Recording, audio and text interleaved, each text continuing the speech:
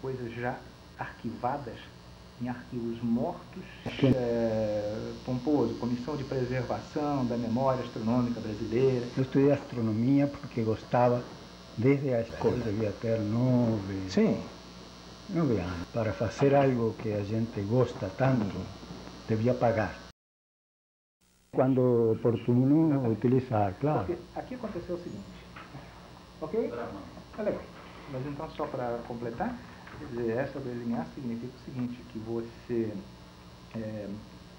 teve muitas coisas já arquivadas em arquivos mortos que ninguém vai ver nem recuperar.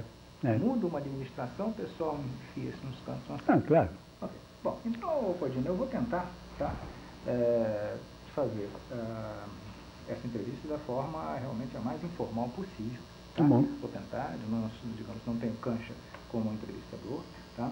Mas então, a primeira parte seria uma apresentação. Essa apresentação se refere ao aspecto do porquê da entrevista, que eu acabei de conversar um pouco com você. Quer dizer, em Águas de São Pedro, né, no passado, houve uma reformulação da Comissão de História da Astronomia, que passou até um nome mais pomposo, Comissão de Preservação da Memória Astronômica Brasileira. Tá? E então, com essa reformulação, ela ficou constituída pelo Antônio Augusto, pelo Paulo Marques e por mim. Tá? Eu não tenho assim, uma vivência maior ligada a questões de história. Você sabe que eu sempre fui ligado à parte de projetos instrumentais. Claro. Eu queria ver se a coisa funcionava, resultados de observação, mas trabalhando meio ano aqui no museu, isso de repente me fez, digamos, ver as coisas de uma forma um pouco diferente. E agora eu tenho um pouco de tempo. A gente é utilitarista, né? Agora a gente tem tempo para poder realmente fazer um pouco daquilo que a gente eu acho que é uma contribuição boa, não? Que não todo mundo tem tempo para dedicar, e é algo importante para outras gerações que vêm. Exatamente, é isso aí. Então, essa é a razão da entrevista. Eu não preciso dizer, você vai se sentir naturalmente elogiado, mas é fato, quer dizer, você é das pessoas que foram escolhidas por ser justamente dos notáveis. Eu chamo dos notáveis. É justamente, você tem uma parcela de contribuição muito grande, eu acho, na astronomia brasileira, apesar de você não ser brasileiro, ou é brasileiro agora? Não, eu sou brasileiro, já é brasileiro faz há muitos tempo. anos. Pois é, que esse é um detalhe que... Não, dos anos 70. Ah, sim? Foi quando você veio para cá, então? Pouco tempo depois, toda a família. Meu filho são brasileiros, excelente, isso eu desconheci. minha mulher é brasileira. Pois é, a gente sempre fala Codina uruguaio, não, né? A gente nunca pensou. Não corresponde. O sotaque permanece, né? A nacionalidade não. Sim, mas quer dizer, de você eu teria realmente a acrescentar aqui, quer dizer, como apresentação, fora esse detalhe justamente do destaque que você teve na astronomia, tem na astronomia, você está realmente você como pesquisador emérito? Sou. Hoje em dia, pois é, exatamente e isso. estou produzindo isso trabalho. É uma pergunta que veio mais adiante, já está respondida a priori. Então, é justamente sobre você que eu queria fazer uma pequena apresentação, tá? Vamos chamar só você de Said Codina ou de Codina? Podemos chamar, eu chamo você de Codina há tantos anos. O nome da batalha. O nome da batalha é Codina, né? Pois é, então justamente sobre você, sobre o seu trabalho ao longo dos anos aqui no Brasil, tá? Vou formalizar depois um pouquinho essas questões, o porquê você veio, quem convidou você, se houve o convite, né? Deve ter havido, tá? Então, o tempo que você permaneceu, por exemplo, no IAG, o tempo que você permaneceu no UEN, os desdobramentos que houve aqui no UEN, na sua atividade profissional, quer dizer, tudo isso que eu gostaria de considerar. Bom, a primeira pergunta seria justamente sobre o que eles chamam de origens familiares, suas relações na família, no Uruguai. Você nasceu em Montevidéu? Em Montevidéu. Sim. E ali foi sua infância? Decorreu toda ali? Foi toda aí. Sim. Meu pai era comerciante, minha mãe não tinha atividade. Eu sou filho de última hora de um casal que tinha 3 filhas. Sim. Muito maiores que eu, hoje mortas. Né? Sim. E, bom, tive uma infância normal, sem sem grandes coisas, nem traumas, nem nada. Ok, era uma cidade tranquila, Montevideo? Sim, naquela época era diferente de agora. Eu conheci de passagem Montevideo, era uma cidade tranquila em 70. Imagino, então, deve ter sido uma boa infância, certamente. Era uma aldeia.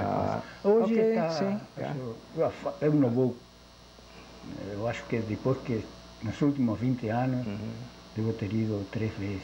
Sim. Quer dizer, não tenho um contato muito grande, mas através de primas e familiares, eu sei como está a situação, não é aquela aldeinha. Ok, isso é bom, a gente tem uma infância mais tranquila, né? Hoje em dia as coisas estão mais complicadas. Lamentavelmente. Exatamente.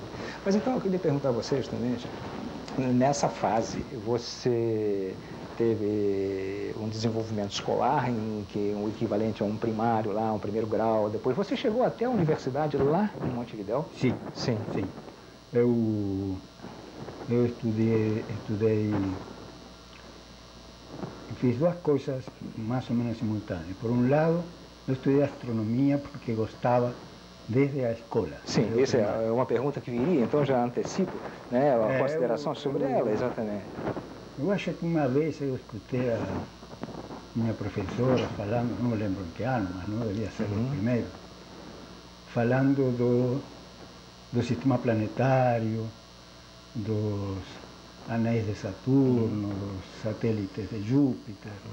E para mim foi uma explosão de Sim, de isso admiração. com que idade mais ou menos? Você tem ideia? Deixa ver, eu devia ter 9 anos por aí, ou entre 8 e 10. Eu sempre gostei da coisa. Ok. Eu sempre considerei que eu era realmente uma pessoa de sorte, porque para fazer algo que a gente gosta tanto, devia pagar e não ser retribuído. Digo isso, não porque queira renunciar a minha retribuição, que la necessito, mas digo que uma satisfação fazer algo de que a gente gosta, mesmo que não seja o desiderato. Não, então inteiramente de acordo. Eu acho que participo um pouco em comum com isso, porque eu morava aqui juntinho do observatório, com 13 anos eu já estava aqui. Então é interessante isso. Mas então ele pergunta, eu folheando o AIA, com a intenção de conhecer um pouco o trabalho do Codina, e nada melhor do que eu varrer o AIA Abstracts. Claro. Então eu descobri uma referência de 1969, quer dizer, no primeiro volume do AIA, de um trabalho que você fez lá, supostamente em Montevideo, e que com referência da Faculdade de Humanidades e Ciências.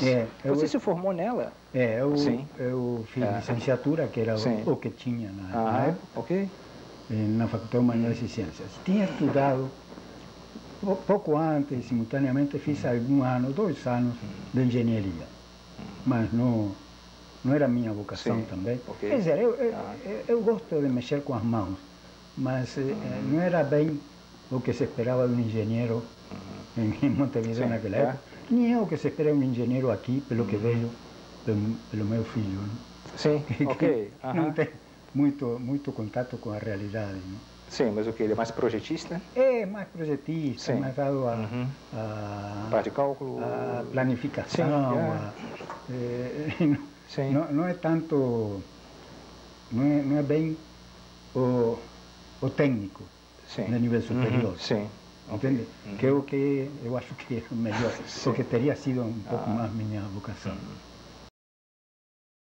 Evolução de supernovas, a contribuição do material da supernova ao meio interestelar, partículas de plata. E desapareceram essas novas. Isso na época era palavrão, era loucura.